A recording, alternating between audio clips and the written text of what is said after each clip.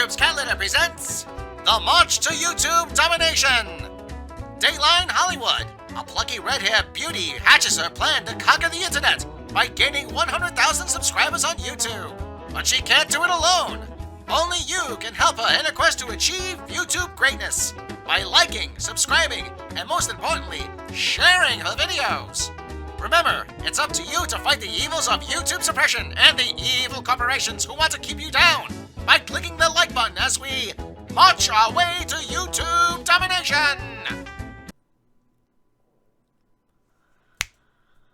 Star Wars, I really wish I expected better from you at this point, but I don't.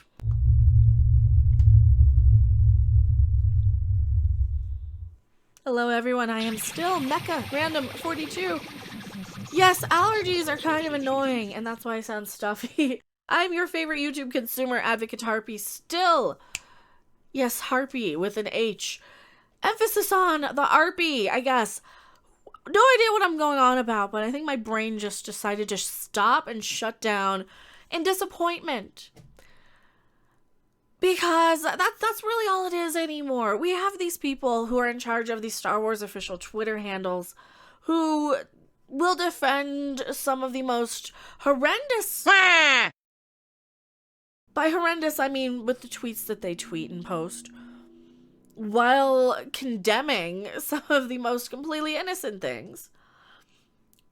This official Star Wars Twitter account seems to be forgetting that we've had legacy characters of diversity before, or they're specifically forgetting on purpose to shun, ignore, blacklist, erase.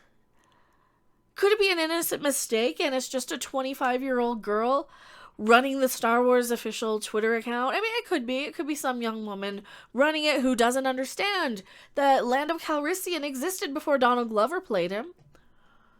Maybe, I don't know, maybe they haven't seen the movies.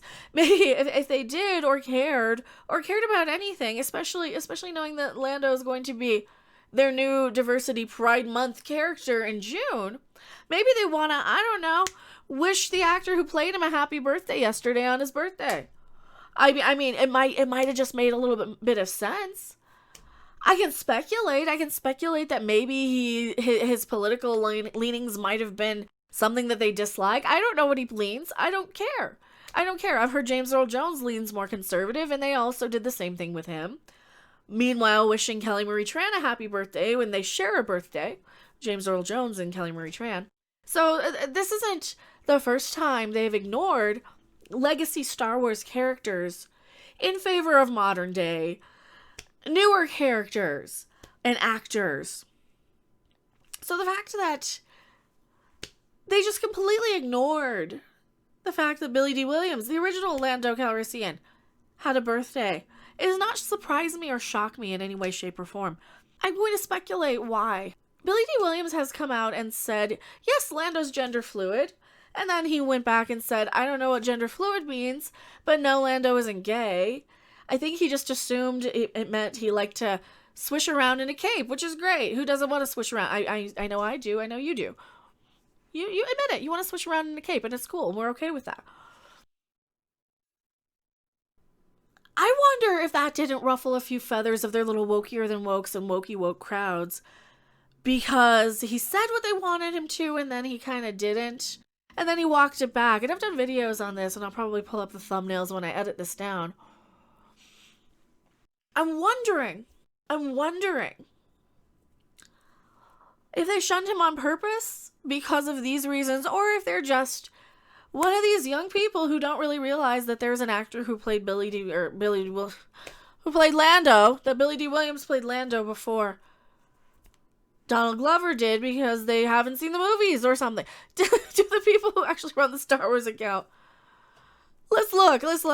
Star Wars Twitter account. Let me find it. Alright, so this is interesting.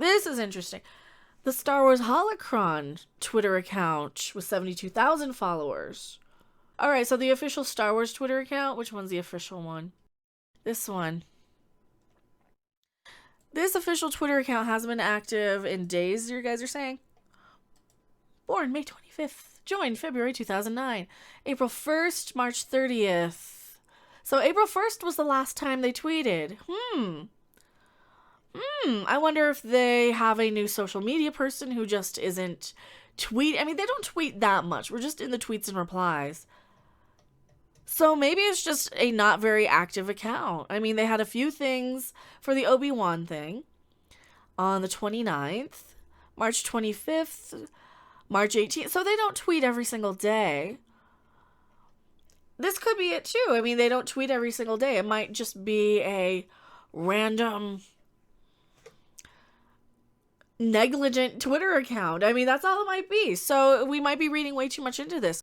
We might be reading way little into this. I'm not seeing anything from Donald Glover either for his birthday. Happy birthday, Billy D. Williams. All right. So I don't think that they wish Donald Glover a happy birthday either, though.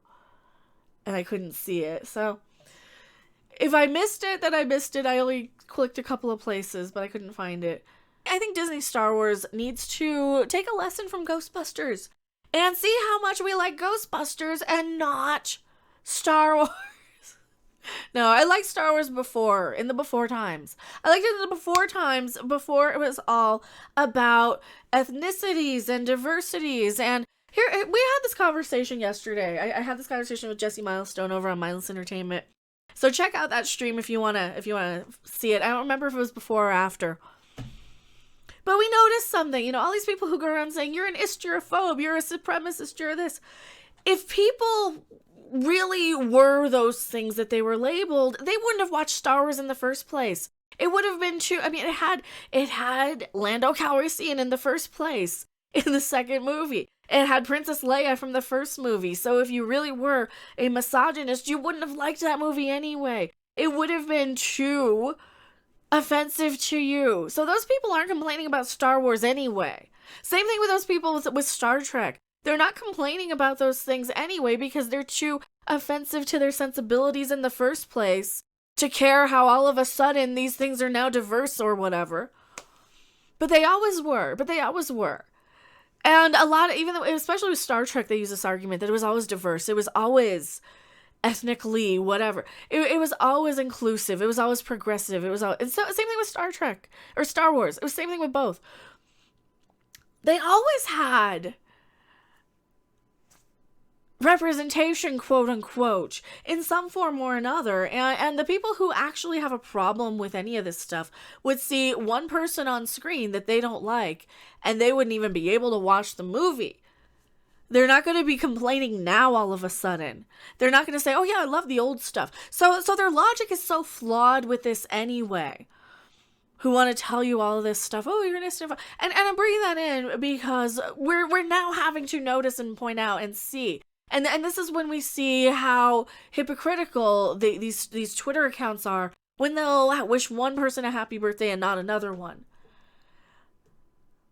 And it could very well be just negligence. This could be a not very active Twitter account ran by some random person who's also, you know, having to send articles to all of these places like Variety. I mean, you might only have one person handling all of their whole social media for all of these things. And they might have the Star Wars account. They'll have Star Wars Rebels, Star Wars Bad Batch, Star Wars, you know, they'll have every single verified Star Wars account. They'll have the Rise of Skywalker. They'll have all of these accounts.